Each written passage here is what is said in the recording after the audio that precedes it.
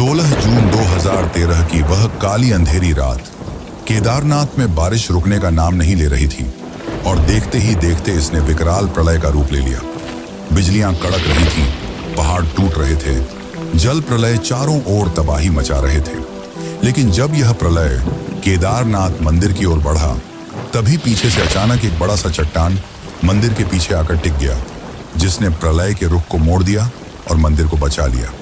क्या यह केवल एक संयोग था या शिव की माया? क्यों केदारनाथ मंदिर इतना रहस्यमयी है? इसके पीछे की असली सच्चाई क्या है और किसने इस मंदिर को बनवाया? यह मंदिर साल में सिर्फ 6 महीने खुला रहता है और बाकी के 6 महीने बंद। जब यह 6 महीने बर्फ के नीचे दबा रहता है, तब कैसे अंदर जलने वाला दीपक निरंतर जलता रहता है? हजारों साल पहले जब विज्ञान का नामो निशान नहीं था, तब कैसे इंटरलॉकिंग जैसी तकनीक का इस्तेमाल करके इस मंदिर को बनाया गया? कहा जाता है कि यह मंदिर 400 सालों तक बर्फ के नीचे दबा रहा, फिर भी इसकी दीवारों पर एक खरोच तक नहीं आई। क्या यह केवल एक संयोग है या इसमें किसी अलौकिक शक्ति का हाथ है? यहाँ का शिवलिंग बाकी 12 ज्योतिर्लिंगों से काफी अलग है। हिमालय की गोद में बसा केदारनाथ मंदिर केवल एक मंदिर नहीं, बल्कि इसके अंदर कई ऐसे रहस्य समाये हुए हैं जो आपको हैरान कर देंगे। तो क्या आप इन रहस्यों को जानने के लिए तैयार हैं? तो चलिए चलते हैं केदारनाथ धाम की इस यात्रा पर, जो आपके होश उड़ा देगी।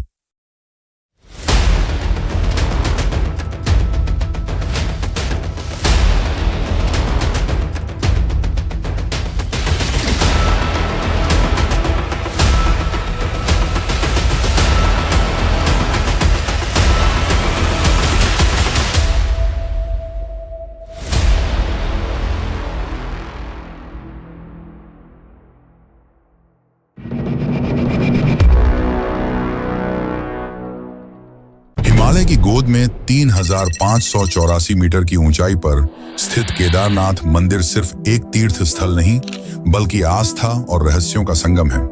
उत्तराखंड के रुद्रप्रयाग जिले में स्थित यह मंदिर 4 धामों में से एक है और पंच केदार में सबसे प्रमुख माना जाता है। यहाँ का मौसम अत्यंत कठोर है। सर्दियों में तापमान -20 डिग्री सेल्सियस तक गिर जाता है और भारी बर्फबारी के कारण मंदिर 6 महीने के लिए बंद कर दिया जाता है। 16 जून 2013 ये वह दिन था जब प्रकृति ने अपनी विनाशकारी शक्ति का प्रदर्शन किया। शाम को अचानक केदारनाथ घाटी में बादल फटा और भारी बारिश शुरू हो गई। कुछ ही घंटों में पानी का स्तर इतना बढ़ गया कि मंदाकिनी और सरस्वती नदियों ने विकराल रूप ले लिया। सिर्फ 48 घंटे में पूरे उत्तराखंड में 340 मिलीमीटर बारिश दर्ज की गई। इतनी बारिश जो सामान्य तौर पर पूरे महीने में होती थी। मंदाकिनी नदी का जल स्तर 6 फीट प्रति सेकंड की रफ्तार से बढ़ता जा रहा था। 15,000 से ज्यादा घर, पुल और दुकानें पूरी तरह बह चुकी थी। लेकिन असली तबाही तब शुरू हुई जब केदारनाथ मंदिर के पीछे की चौराबाड़ी झील का ग्लेशियर टूटकर मंदिर की ओर बढ़ने लगा। 1.5 किलोमीटर चौड़ी झील, जिसमें लाखों टन पानी भरा था, अब टूटकर बड़ी तेजी से अपनी राह में आने वाली हर चीज को मिटाते हुए मंदिर की ओर बढ़ रही थी। लेकिन तभी अचानक एक विशाल चट्टान केदारनाथ मंदिर के ठीक पीछे आकर रुक गई और उसके बाद बाढ़ का पूरा प्रवाह मंदिर के दोनों तरफ से निकल गया।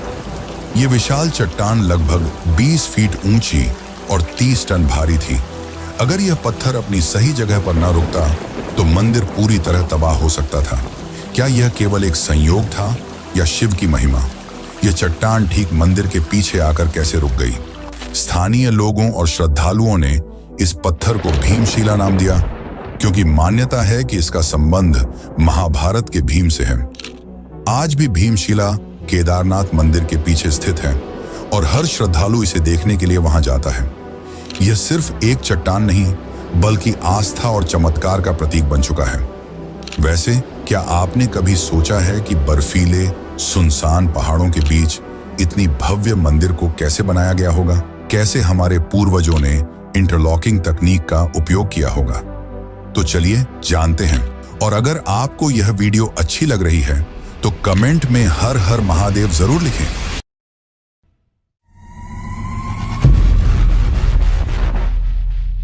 केदारनाथ मंदिर को देखकर यह सवाल हर किसी के मन में आता है कि इतनी ऊंचाई और दुर्गम स्थान पर हजारों साल पहले बिना किसी आधुनिक तकनीक के इतना भव्य मंदिर कैसे बनाया गया।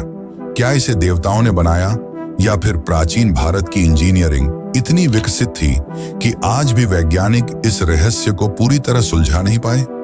इस मंदिर को बनाने के लिए विशाल पत्थरों का प्रयोग किया गया है।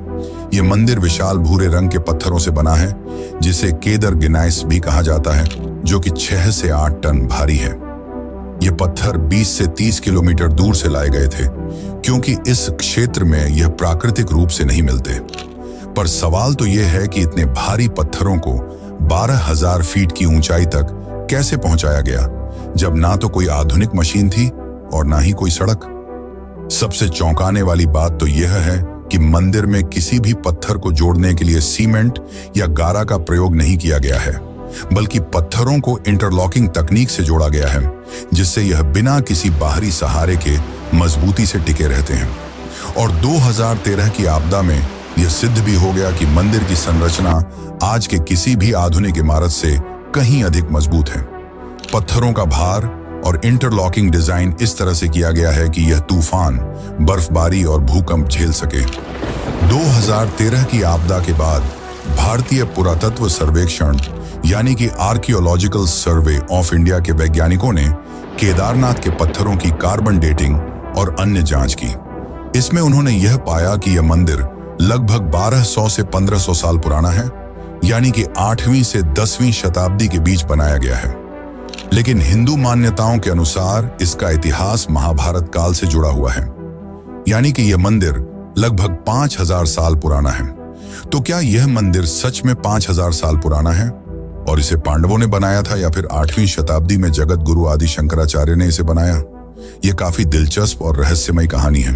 तो चलिए जानते हैं कि केदारनाथ मंदिर को किसने बनाया।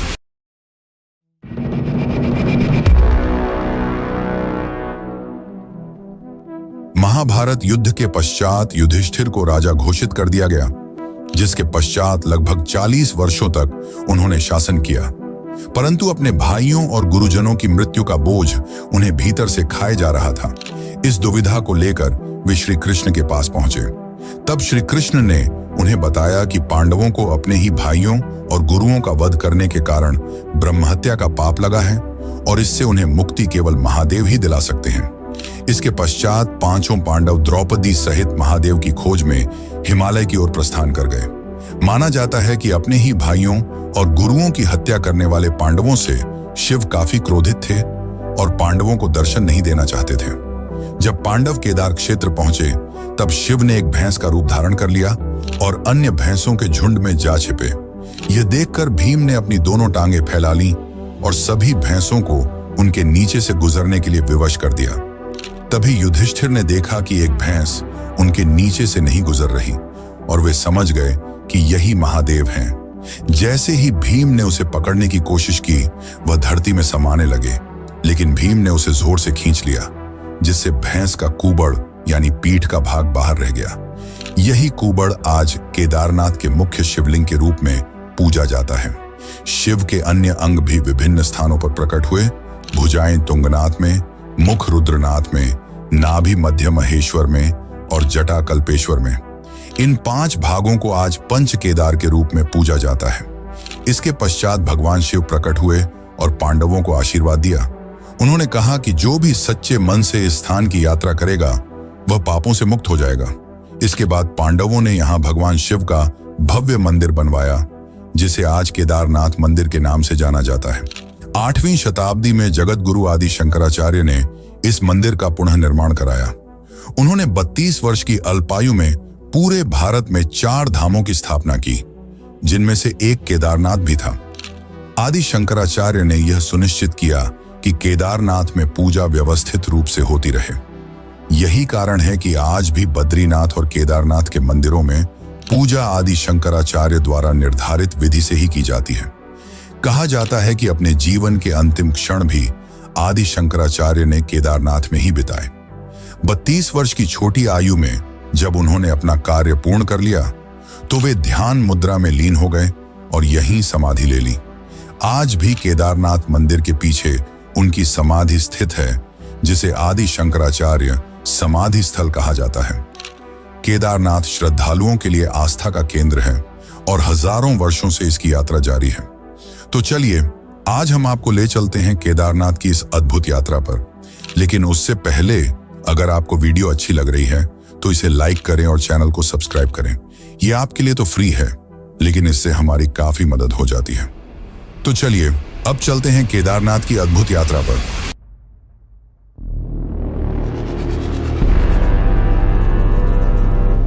हजारों वर्षों से केदारनाथ यात्रा श्रद्धालुओं के लिए आस्था, साहस और भक्ति का प्रतीक रही है। समुद्र तल से 3,583 मीटर की ऊंचाई पर स्थित यह मंदिर हिमालय की ऊंचाइयों में बसा हुआ है, जहां तक पहुंचने के लिए श्रद्धालुओं को कठिन रास्तों और दुर्गम पहाड़ों से गुजरना पड़ता है। केदारनाथ तक पहुंचने के लिए कोई भी सीधा रास्ता नहीं है। इसका सबसे नजदीकी रेलवे स्टेशन ऋषिकेश है, जो करीब 210 किलोमीटर दूर स्थित है। यहां से श्रद्धालुओं को आगे का सफर सड़क मार्ग से ही करना होता है। ऋषिकेश से सोनप्रयाग तक का सफर मुख्य रूप से सड़क मार्ग से तय किया जाता है। यह सफर करीब 10 घंटे का होता है। सोनप्रयाग के आगे निजी वाहनों की अनुमति नहीं होती, इसलिए यात्री 5 किलोमीटर का सफर सिर्फ सरकारी जीपों से तय कर सकते हैं। यह सफर बेहद संकरा और खतरनाक पहाड़ी रास्तों से होकर गुजरता है। गौरीकुंड, जो केदारनाथ यात्रा का आधार शिविर माना जाता है, माता पार्वती की तपस्या से जुड़ा हुआ स्थान है। यहीं उन्होंने भगवान शिव को पाने के लिए साधना की थी। गौरीकुंड से ही केदारनाथ की 16 किलोमीटर लंबी कठिन पैदल यात्रा शुरू होती है और यही केदारनाथ यात्रा का सबसे कठिन हिस्सा है। इस यात्रा में श्रद्धालु को कई मुश्किल पड़ावों से गुजरना पड़ता है। 16 किलोमीटर की कठिन पैदल यात्रा के बाद जब यात्री केदारनाथ मंदिर के प्रांगण में प्रवेश करते हैं तो उनकी सारी थकान अपने आप गायब हो जाती है। हिमालय की गोद में स्थित यह भव्य मंदिर अपनी आध्यात्मिक ऊर्जा से हर श्रद्धालु को एक अद्भुत शक्ति प्रदान करता है। यहाँ की ठंडी हवा, बर्फ से ढकी चोटियां और मंदाकिनी नदी का प्रवाह मानो एक अलग ही दुनिया में ले जाता है। केदारनाथ मंदिर के मुख्य द्वार पर पहुंचते ही श्रद्धालु हर हर महादेव के जयकारे लगाने लगते हैं। यहाँ दर्शन के लिए हर दिन हजारों श्रद्धालु आते हैं और विशेष रूप से मई से अक्टूबर के बीच ये संख्या लाखों में पहुंच जाती है। मंदिर में प्रवेश करने के बाद श्रद्धालु मुख्य शिवलिंग के दर्शन करते हैं, जो कि एक त्रिकोणाकार काले पत्थर के रूप में है। मान्यता है कि यही भगवान शिव का कुबड़ है, जिसे उन्होंने पांडवों को दर्शन देने के समय प्रकट किया था। मंदिर हर सुबह 4 बजे खुलता है और रात 9 बजे बंद होता है। सुबह 4 बजे शिवलिंग की अभिषेक पूजा होती है, जिसमें भाग लेने के लिए विशेष बुकिंग करनी पड़ती है।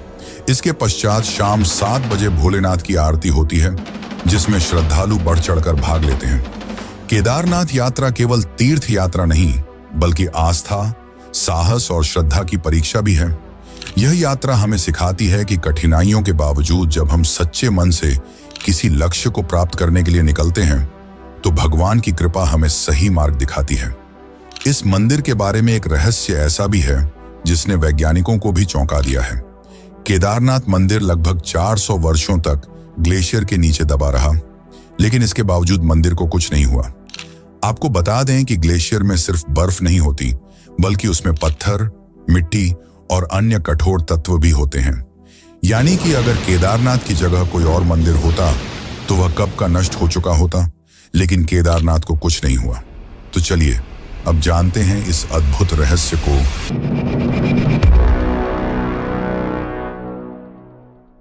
वैज्ञानिकों के अनुसार 1300 से 1800 ईस्वी के बीच पृथ्वी पर एक लघु हिमयुग यानी कि लिटिल आइस एज आया था। इस दौरान हिमालय में भारी हिमपात हुआ, जिससे केदारनाथ पूरी तरह बर्फ के नीचे दब गया। लगभग 400 वर्षों तक यह मंदिर बर्फ की मोटी चादर के बीच दबा रहा, लेकिन जब 400 सालों बाद बर्फ पिघली तो मंदिर ज्यों का त्यों खड़ा था, उसे एक खरोंच तक नहीं आई थी। वादिया इंस्टीट्यूट ऑफ हिमालयन जियोलॉजी ने इस पर विस्तृत अध्ययन किया और बताया कि यह मंदिर इस प्रकार बनाया गया है कि यह सभी प्राकृतिक आपदाओं को सहन कर सकता है। मंदिर के निर्माण में इंटरलॉकिंग तकनीक का उपयोग किया गया है। इस तकनीक में पत्थरों को इस प्रकार काटा जाता है कि वे एक दूसरे में पूरी तरह फिट हो जाएं। इस तकनीक का लाभ यह हुआ कि जब बर्फ का दबाव पड़ा तो मंदिर की दीवारों ने इसे सहन कर लिया और पत्थर अपनी जगह से हिले तक नहीं। भले ही यह मंदिर 400 वर्षों तक बर्फ में दबा रहा, लेकिन आज भी यह साल में सिर्फ 6 महीने ही खुला रहता है और बाकी 6 महीने बर्फ में दबा रहता है। माना जाता है कि इस दौरान यक्ष और गंधर्व स्वयं इस मंदिर में आकर भगवान शिव की पूजा करते हैं। लेकिन क्या आपने कभी सोचा है कि इसके पीछे का रहस्य क्या है? तो चलिए जानते हैं।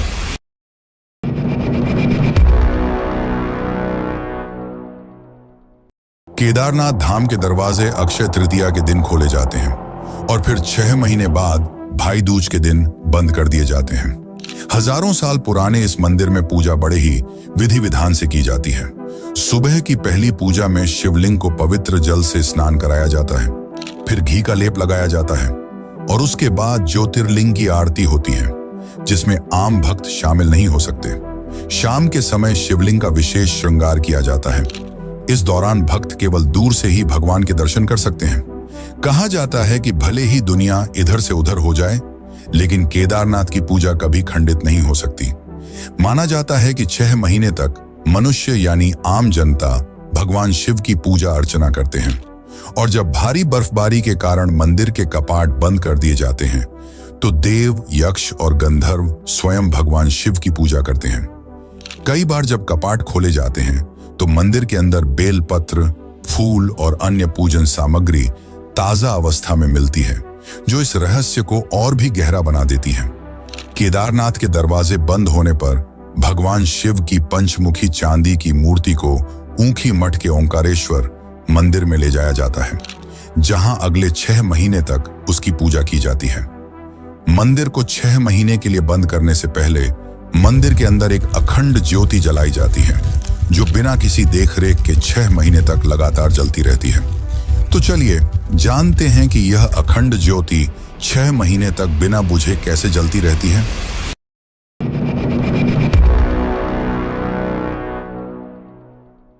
केदारनाथ मंदिर में एक ऐसा चमत्कार होता है जो विज्ञान के सारे तर्कों को चुनौती देता है। जब मंदिर के कपाट 6 महीने के लिए बंद किए जाते हैं, तब गर्भगृह में जलने वाला एक दीपक लगातार 6 महीने तक बिना बुझे प्रज्वलित रहता है। यह कोई साधारण दीपक नहीं, बल्कि श्रद्धा, आस्था और दिव्य शक्ति का प्रतीक है। आप ही सोचिए, 6 महीने तक मंदिर का द्वार नहीं खुलता, बाहर चारों तरफ कई फीट मोटी बर्फ जमी होती है, तापमान 0 से -20 डिग्री सेल्सियस नीचे तक गिर जाता है। ऐसे वातावरण में न तो हवा का संचार होता है और न ही किसी भी प्रकार की बाहरी गतिविधि। ऐसे में सवाल उठता है कि आखिर बिना किसी देखरेख के वह दीपक कैसे जलता रहता है? घी समाप्त क्यों नहीं होता? बिना ऑक्सीजन के वह लौ कैसे प्रज्वलित रहती है? विज्ञान के पास इन सभी सवालों का कोई जवाब नहीं है, पर माना जाता है कि जब 6 महीने तक यक्ष और गंधर्व शिव की पूजा करते हैं, तब वे ही इस दीपक को जलाए रखते हैं। चाहे इसे आस्था कहें या चमत्कार, लेकिन यह तथ्य है कि हर साल जब कपाट खोले जाते हैं तो वह दीपक जलता हुआ पाया जाता है।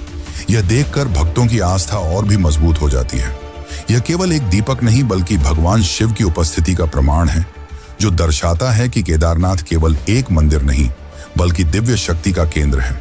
और ऐसे ही भगवान शिव की उपस्थिति का प्रमाण देती है एक सच्ची घटना। तो चलिए जानते हैं उस रोचक सच्ची घटना के बारे में।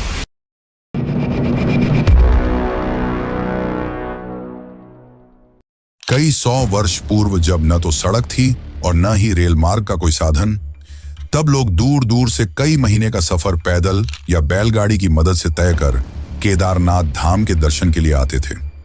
ये वैसे ही एक भक्त की अद्भुत मगर सच्ची कहानी है।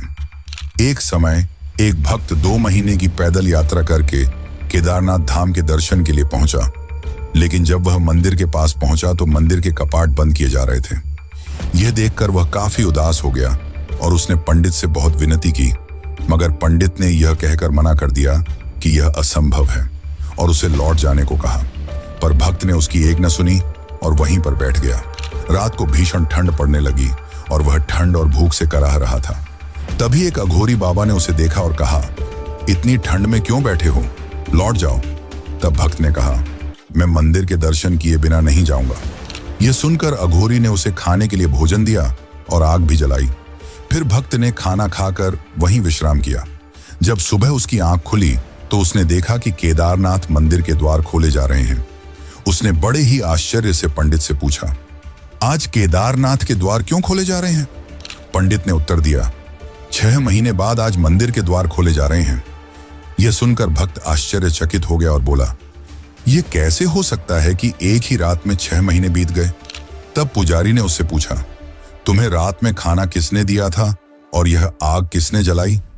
भक्त ने उत्तर दिया, एक अघोरी बाबा थे जिनकी लंबी जटाएं थीं और उन्होंने रुद्राक्ष धारण किया हुआ था, और हां, उनके हाथ में त्रिशूल और डमरू भी था। यह सुनकर पंडित समझ गए कि वह कोई और नहीं बल्कि स्वयं महादेव थे जिन्होंने अपने भक्त की रक्षा की। वैसे केदारनाथ में उसके पुजारी की भी काफी चर्चा होती है। यहाँ के पुजारी की अनूठी परंपरा भी लोगों के लिए कौतूहल का विषय है। तो चलिए अब जानते हैं केदारनाथ के पुजारी के बारे में।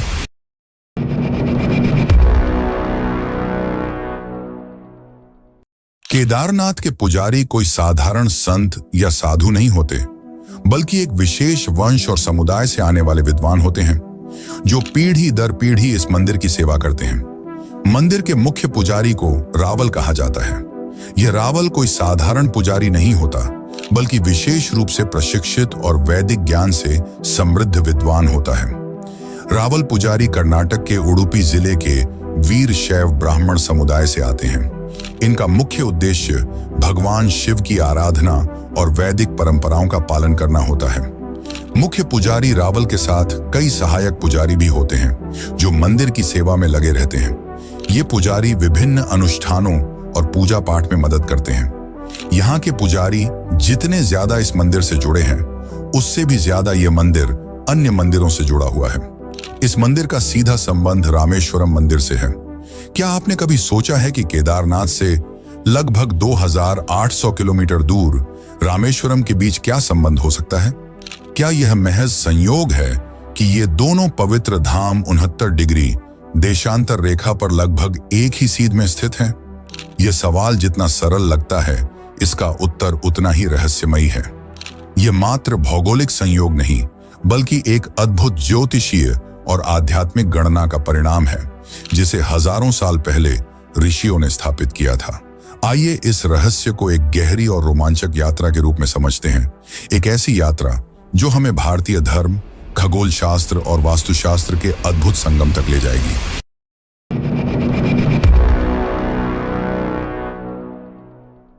अगर हम भारत का नक्शा उठाकर देखें तो एक चौंकाने वाली बात सामने आती है। केदारनाथ से लेकर रामेश्वरम तक के प्रमुख शिव मंदिर लगभग 79 डिग्री देशांतर रेखा पर स्थित हैं, यानी एक ही सीध में हैं। इन मंदिरों को जोड़ने पर एक सीधी रेखा बनती है। इस भक्ति पथ में आने वाले प्रमुख मंदिर हैं केदारनाथ, फिर मध्य प्रदेश में कालेश्वर और ओंकारेश्वर मंदिर, उसके बाद उज्जैन का महाकालेश्वर मंदिर और अंत में तमिलनाडु का रामेश्वरम मंदिर। अब सवाल यह उठता है कि प्राचीन भारत के ऋषियों और वास्तुशास्त्रियों को इस बात की जानकारी कैसे थी? प्राचीन भारतीय ग्रंथों के अनुसार यह दुनिया केवल भौतिक नहीं है, बल्कि ऊर्जा के स्तर पर भी काम करती है। शिव, जिन्हें सृजन और संहार का देवता माना जाता है, ऊर्जा के एक विराट स्रोत हैं। 79 डिग्री देशांतर पर शिव के इतने महत्वपूर्ण मंदिरों का होना यह दर्शाता है कि यह कोई साधारण संयोग नहीं, बल्कि एक आध्यात्मिक ऊर्जा रेखा हो सकती है, जिसे आज की भाषा में ली लाइन कहा जाता है। पश्चिमी विद्वानों के अनुसार दुनिया में कुछ ऊर्जा रेखाएं होती हैं जो विभिन्न आध्यात्मिक स्थलों को आपस में जोड़ती हैं। इन रेखाओं पर स्थित स्थानों में एक विशेष ऊर्जा होती है, जिससे वहां ध्यान और साधना करने पर दिव्य अनुभव प्राप्त होता है। भारतीय परंपरा में इसे नाड़ी मंडल और वास्तु चक्र के रूप में भी जाना जाता है। ऋषि मुनियों ने इस ऊर्जा प्रवाह को समझकर ही इन मंदिरों को ठीक 79 डिग्री देशांतर पर स्थापित किया था।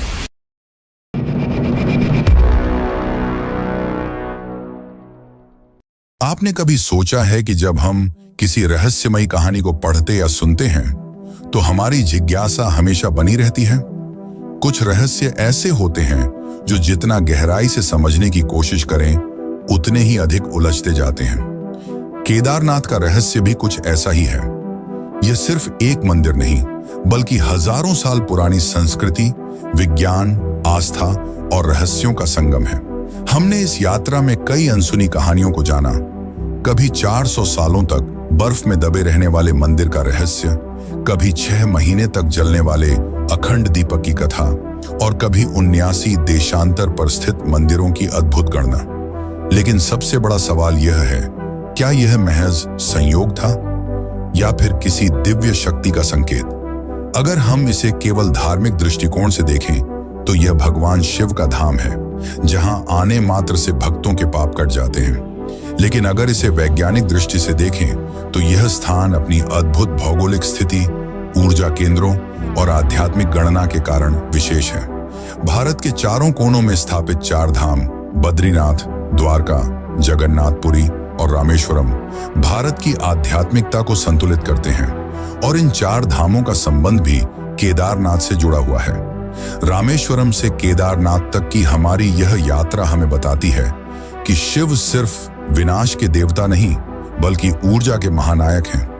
वह दीपक जो बिना किसी आधुनिक संसाधन के 6 महीनों तक जलता रहता है, हमें यह सोचने पर मजबूर करता है कि आखिर यह शक्ति आती कहां से है। क्या यह केवल आस्था का बल है या फिर इसमें कोई गूढ़ रहस्य छुपा है? केदारनाथ में होने वाली हर घटना, हर कहानी और हर चमत्कार हमें यह सोचने पर मजबूर करता है कि यह स्थान सिर्फ एक मंदिर नहीं, बल्कि एक दिव्य शक्ति का केंद्र है। क्या यह संयोग था कि केदारनाथ मंदिर 2013 की भयानक बाढ़ में पूरी तरह सुरक्षित रहा, जबकि उसके चारों ओर की पूरी घाटी तबाह हो गई? क्या यह मात्र आस्था थी कि 400 सालों तक बर्फ में दबे रहने के बावजूद मंदिर को कोई नुकसान नहीं हुआ? क्या यह सिर्फ एक इत्तेफाक है कि बिना किसी सहारे के 6 महीनों तक दीपक जलता रहता है? और क्या यह केवल भूगोल था जिसने केदारनाथ से रामेश्वरम तक के मंदिरों को 79 देशांतर पर सटीक रूप से रख दिया? अगर आप इन सवालों के जवाब तलाशेंगे तो आपको एक ही उत्तर मिलेगा, यह महज संयोग नहीं हो सकता। अगर आप इस वीडियो को यहां तक देख चुके हैं तो इसका मतलब है कि कहीं ना कहीं आप भी इस रहस्य से जुड़े हुए हैं। अब सवाल यह है, क्या आप इस दिव्य ज्ञान को दूसरों तक पहुंचाना चाहते हैं? अगर हां, तो वीडियो को लाइक करें, क्योंकि जब आप लाइक करते हैं तो यह वीडियो और लोगों तक पहुंचता है और उन्हें भी इस रहस्य के बारे में जानने का मौका मिलता है। अगर आपको लगता है कि यह जानकारी आपके दोस्तों, परिवार वालों या किसी भी आस्तिक को चौंका सकती है, तो इस वीडियो को शेयर करें। और अगर आप ऐसी ही और रहस्यमयी कहानियां और अद्भुत खुलासे जानना चाहते हैं तो चैनल को सब्सक्राइब करें और बेल आइकन दबाएं, क्योंकि अगले वीडियो में हम एक और रहस्य से पर्दा उठाने वाले हैं जिसे आप मिस नहीं करना चाहेंगे। हर हर महादेव।